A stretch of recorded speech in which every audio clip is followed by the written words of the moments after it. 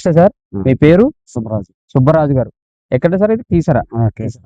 ఈ పంట ఎప్పటిది సార్? ఎన్ని రోజుల పంట ఇది? మార్చి ఏప్రిల్ 1. ఏప్రిల్ 1 అంటే ఆల్మోస్ట్ 4 నెలలు. 4 నెలలు అయింది.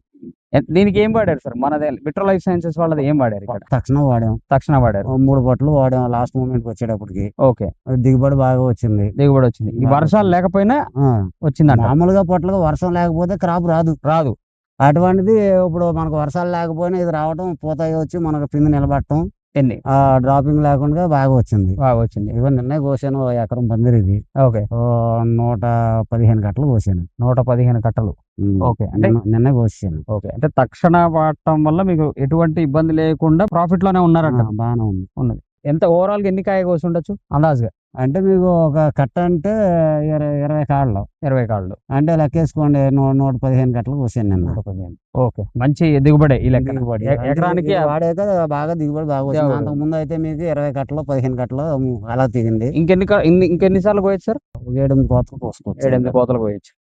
ఇప్పుడు కూడా బానే ఉన్నట్టుంది. మంచి తెలుసు. అదైతే ఆల్మోస్ట్ 6 ఫీట్ కాయ ఉన్నది.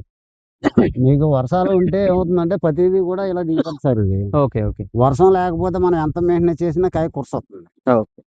ఓకే సార్, థ్యాంక్ యూ అండి.